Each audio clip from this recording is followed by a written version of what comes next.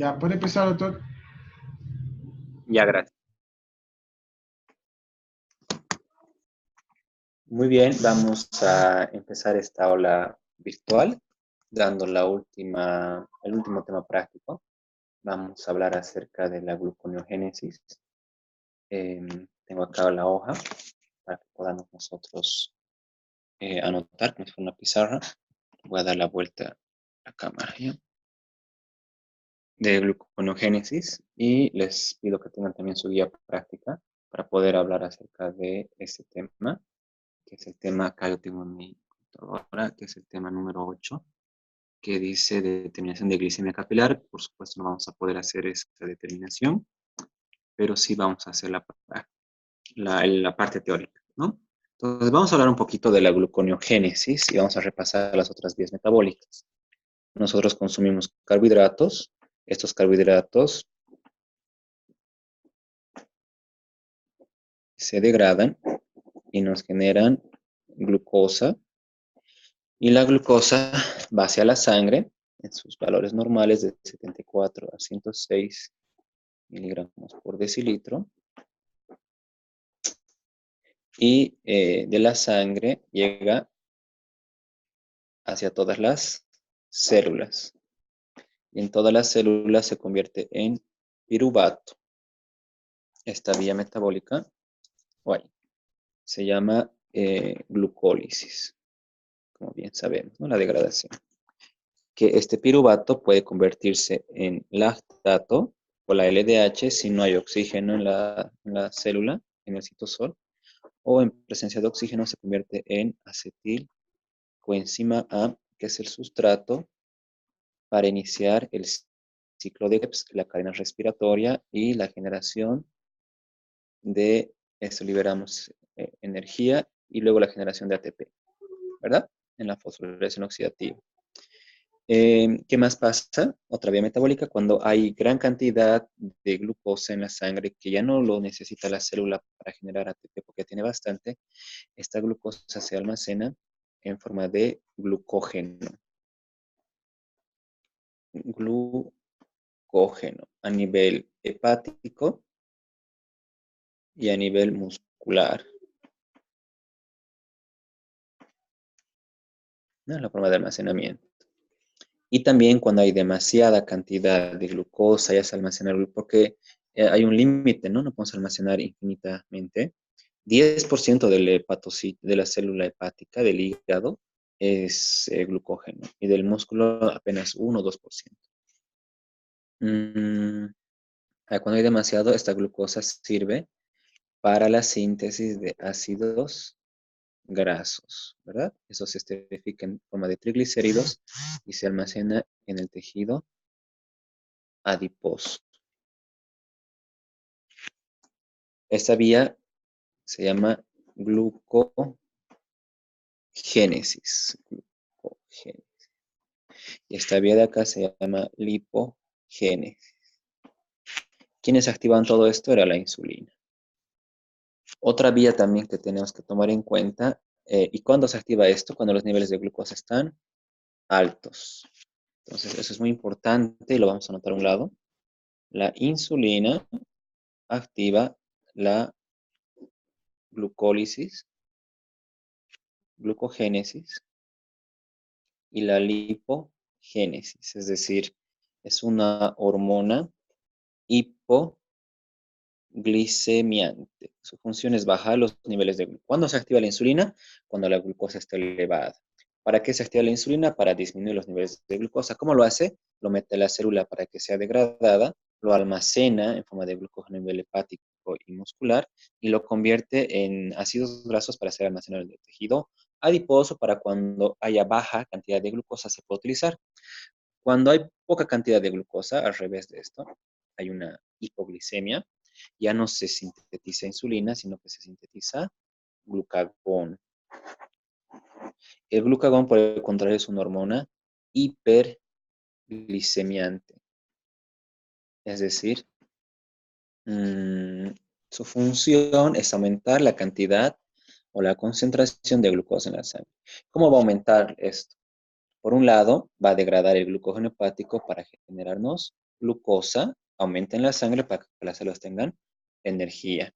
Esa vía metabólica se llama glucogenólisis,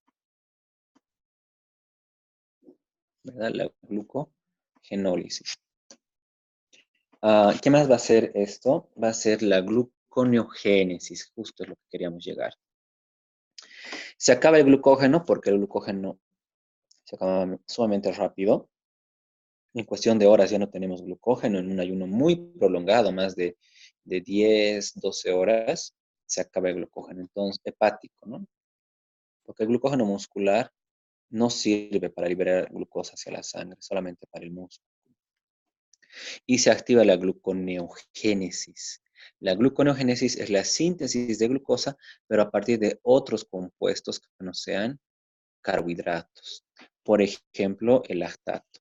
Entonces, estimula el glucagón a que a nivel hepático el lactato en el hígado pueda pasar al nivel y el hígado lo convierte en glucosa.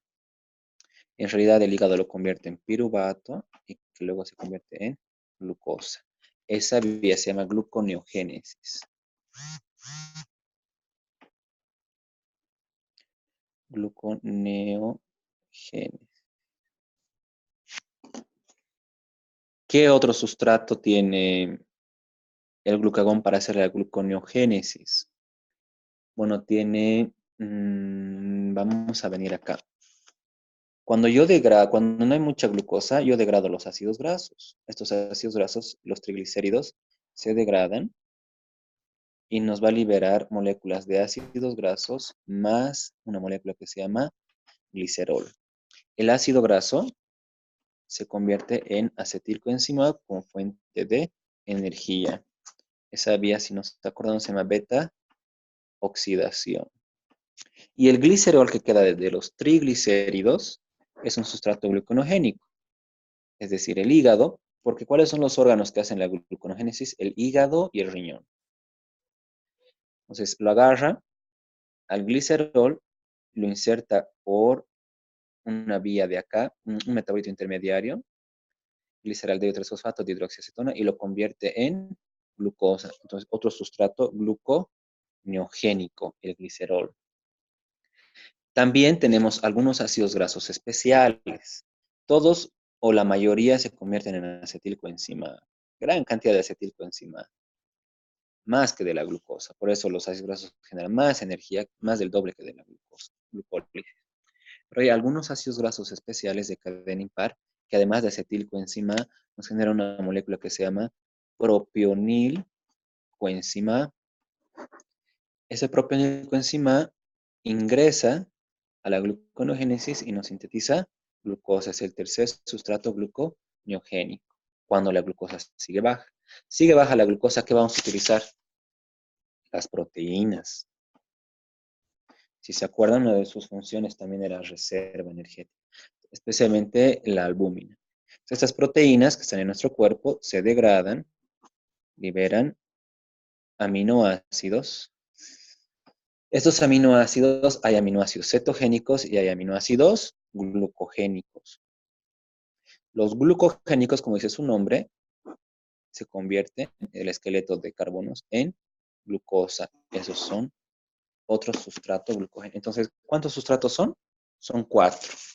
Tenemos al lactato, tenemos al glicerol, tenemos al propionilcoenzima y tenemos a los aminoácidos glucogénicos. Esos son los 4 sustratos gluconeogénicos principales a partir de los cuales se activa la gluconeogénesis y se sintetiza glucosa. ¿Con qué objetivo? Con el objetivo de que la glucosa no baje en la sangre. ¿Quién lo hace? ¿Quién lo activa? El glucagón. Entonces, el glucagón activa la glucogenólisis,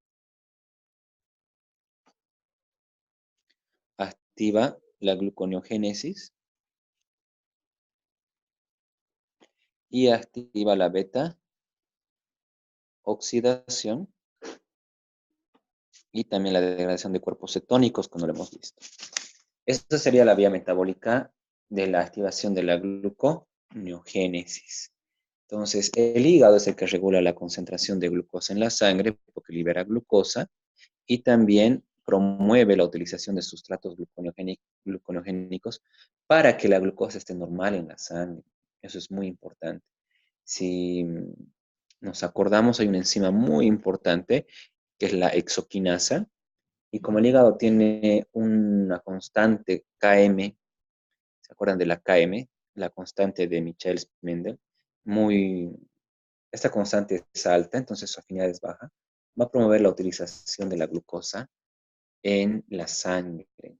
A diferencia del glucógeno muscular, que no tiene una enzima y no puede liberar glucosa hacia la sangre, la glucosa 6-fosfatasa.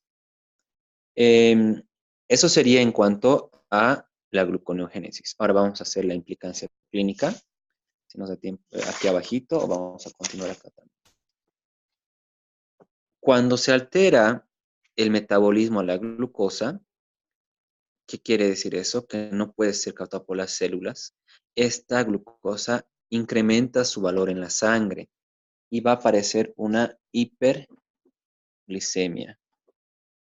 Y esta hiperglicemia es peligrosa porque gran cantidad de glucosa en la sangre, esta glucosa empieza a glucosilar todas las células, los tejidos adyacentes, y puede ser peligroso. Y hay complicaciones. Hiperglicemia mantenida por mucho tiempo desarrolla este síndrome metabólico conocido como diabetes mellitus, que es un síndrome metabólico crónico, ¿no? De por vida, es decir, que no tiene cura, pero sí tiene tratamiento. Entonces vamos a hablar un poquito de la diabetes mellitus.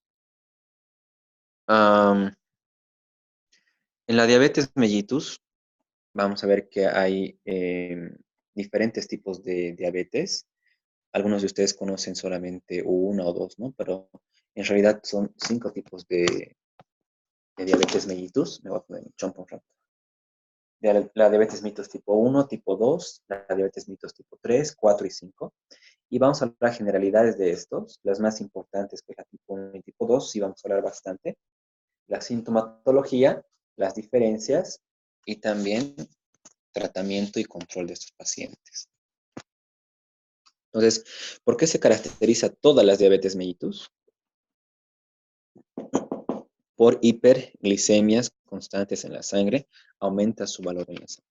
¿Por qué aumenta su valor en la sangre? Si se acuerdan, la glucosa tiene que ingresar a las células y para que ingrese las células son impermeables a la glucosa, tienen que haber los receptores que son los GLUT o los SGLT, ¿no? Especialmente el GLUT tipo 4, que es dependiente de insulina. La insulina tiene que promover a estos GLUT. Entonces la insulina activa a estos receptores para que la glucosa pueda ingresar. Entonces va a haber una falla en este metabolismo de la insulina. No va a poder ingresar la glucosa, se eleva en la sangre, hiperglicemia constante, y cuando hay demasiado y pasa el límite, ahorita vamos a hacer el diagnóstico, se desarrolla la diabetes mellitus, que ya es irreversible. ¿Cuál es la sintomatología característica de estos pacientes y de todo paciente diabético? Claro que de algunos es más notorio y de otros menos notorio. Es la triada de las 3 P's. Las 3 P's: polifagia, poliuria y polidipsia. Entonces, polifagia, el paciente tiene hambre, quiere comer, ¿no? Constantemente. La célula necesita de energía, no tiene energía. ¿Qué va a pasar? La glucosa está elevada, pero no puede ingresar. Entonces la célula manda el mensaje de que necesita energía y nosotros queremos comer y comer y comer.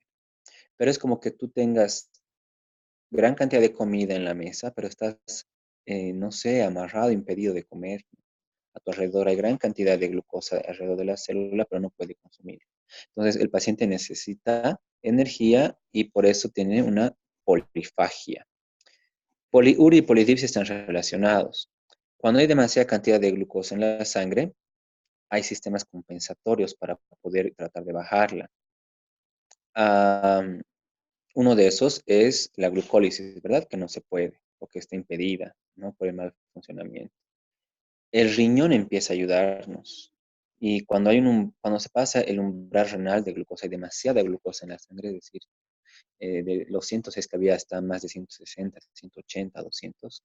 Entonces, el riñón deja pasar a la glucosa, elimina glucosa por la filtración glomerular y de esa manera aparece glucosa en la orina, que se llama glucosuria. ¿Cómo vamos a eliminar la glucosa por la orina? Pues orinando, con agua, yendo al baño varias veces. Entonces hay una poliuria. El paciente va 10 veces al baño. A cada rato quiere ir al baño, ¿no? Poliuria. Como va al baño y elimina la glucosa, y la orina es sumamente densa, espesa, por la gran cantidad de glucosa. Por eso viene el nombre de diabetes mellitus, de la miel. La orina era como miel, ahí venían las hormigas y se lo comían, ¿no? Se lo tomaban a la orina de estos pacientes. Y siempre tienen que relacionar diabetes mellitus. Otros tipos de diabetes no tienen nada que ver con esto, ¿no? Por ejemplo, la diabetes insípida, que es otra cosa. La diabetes mellitus es una alteración en el metabolismo de la glucosa, de los carbohidratos. Y finalmente la polidipsia, bueno, pues como está yendo al baño, se está deshidratando. Está totalmente deshidratado el paciente, entonces tiene sed. Todo el rato toma agua. Si normalmente toma 1 litro, 2 litros, toma 3, 4 litros. Sudoraciones nocturnas, resequedad de la boca, ya no tiene ni saliva ni transpiración a veces. Y luego, este paciente tiene estas 3 sintomatologías características: polifagia, poliuria y polidipsia. Eh, la clasificación de las diabetes está en la diabetes tipo 1, la diabetes tipo 2, la diabetes tipo 3 y la diabetes tipo 4. Y bueno, la 5 que en realidad es la tolerancia alterada al metabolismo de la diabetes, al metabolismo de los carbohidratos. Entonces, en la diabetes tipo 1, por ejemplo, todas están caracterizadas por tener hiperglicemia. Eso es característico de todas. En ayunas de 8 a 10 horas o niveles elevados de glicemia en una prueba de tolerancia a la glucosa.